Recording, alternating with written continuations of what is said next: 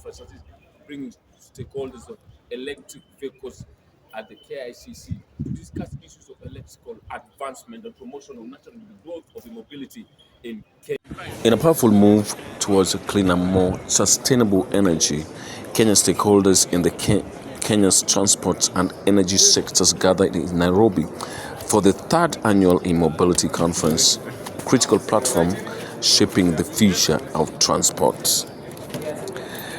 The event hosted by the industry leaders, policymakers, government, innovators and investors that is focused on scaling up electricity, mobility, addressing the infrastructure and affordability, and the moratorium to be lifted. Even as we look to increase the power uptake from Ethiopia. Remember, we have a PPA with Ethiopia, and that will speak to varying that PPA. And so therefore, by the time now we are putting pen to paper, we are anticipating that Parliament will have enabled us to vary that PPA so that we can be able to now increase two issues that we raised with Ethiopia and which they agreed. One, the increase of from 200 should be able to allow us to pick an extra 50 or 100 megawatts, especially during peak, so that when we have generation shortfall, we can be able to absorb that power. And secondly, we need voltage stability mission. That's why we wanted to do a line from Gilgil to Thika to Malaa to Ponza. We are also talking of expanding the Rongai substation to the Boro substation. So if you are able to do all that and the new proposed project by Africa, then the grid is ultimately ready to evacuate as much power as possible to the load centers, and also provide what we call the redundancy N-1, so that we can be able to assure investors that at any one particular point, your power is not coming from one route, it's coming to a second or a third route. And so therefore, you are assured of consistency of the supply of power.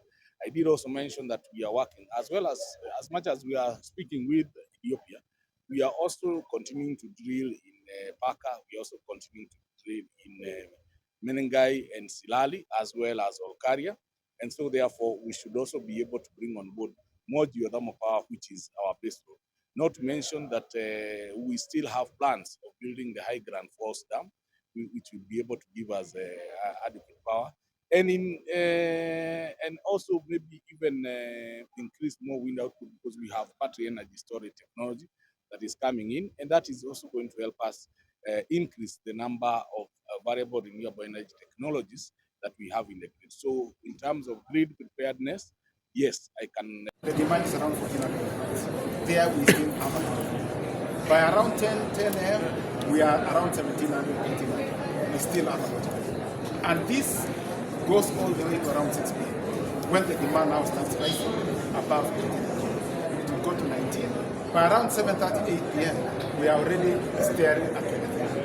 So that is now the time where you can have constraint in as far as efficiency is concerned. And it is the support that we are just between 6 p.m. and 8. Outside of that, in fact, by midnight, the demand is around 1,400.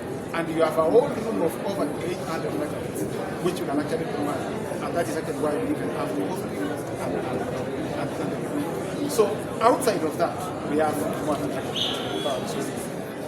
In the event, there is any players who really want support in terms of providing the infrastructure, we are very happy to do that. If they want to partner with us so that we do, or rather we play a particular role, we are also ready. But we are not competing. In fact, let me repeat that. We are not competing. And then it was here that Simba Corporation made a headline officially launching a number of vehicles, the latest line of electric vehicles into the Kenyan market. With the starting prices of 5 million, Simba Corp electric vehicles is being positioned as one of the most affordable in the market. Vehicles like we have here, 100% electric EV, and we have another one here. It's called another one. So these vehicles, the difference is because some of the countries that have produced like Mercedes-Benz, the Range Rovers, they have not spent a lot of money when it comes to EV upgrade in terms of electric vehicles, materials that they are using. So you find An EV vehicle is far below an ICE vehicle. But you get the feel that you're sitting inside a Lamborghini. The feel, the touch of all the components, it's excellent. It's a very good vehicle. For the price we have launched it at, it's for the first quarter, for the first 3 months, we'll be selling this car at 5.8 million batteries. So how? The 51 kilowatt, 64 kilowatt, and 77 kilowatt versions.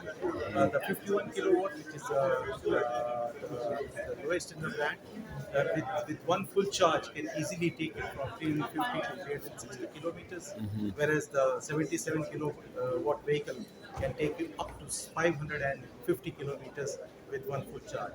That means you can charge it and go to Mombasa without any fear. And with EV, the biggest advantage today is that number one, they are pollution free. We are all of us who are citizens who are looking to ensure that our environment remains protected. I think EV is the answer, and so these vehicles are EV to no emission. Not only that, they once you spend vehicle price, when you have invested in the vehicle price, you are actually not spending any money to buy fuel. That is the biggest advantage. Not only that, look at it, most of the main line brands like Toyota, Mercedes, they have not really spent too much money in EV sphere. They have not really invested too much money and time on EV. They are, I think, looking at mostly on hybrid versions of these vehicles. The countries which really work very hard on EV evolution, output China is number one. So China has really gone very far ahead with EVs. And the battery prices, when we started, the battery prices were very high. Now the battery prices are coming down. So all this, what happens is, this is helping in reducing the cost, overall ownership of the cost of the vehicles for the future. Yeah. Not only that, there's one more big advantage with electric vehicles. When you are driving an electric vehicle, apart from the environment, etc., if you really look at it, Stakeholders, however, emphasized the need for a robust charging infrastructure, tax incentives, and public customer awareness, as well as EV adoption, electric vehicles adoption across Kenya. And again, if you look at the model for some of them, they are like the Betis ones. They are the ones who are providing those. There are those who are applying certain things. I think I remember last they actually mentioning about the fact that they are charging. But I am not disowning that result. What I'm just saying, I do not want to go ahead and do something that the private sector will wonder, why did you allow us to do that? So these vehicles are such that overall feel, and when you're driving the vehicle, you'll be far better off driving an EV as compared to an ICE vehicle. Maintenance free, cost free. Yes. All you need today is just charge it.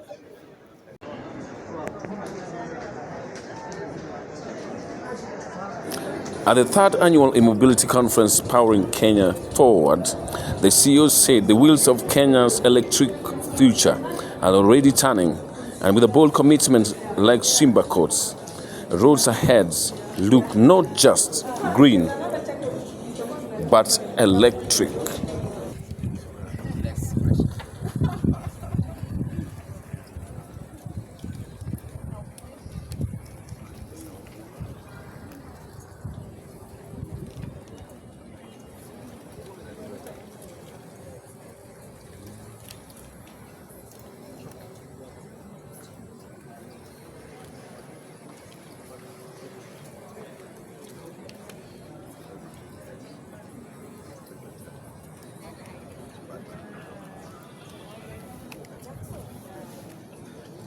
Wamesema ni pesa ngapi? Hizi magari.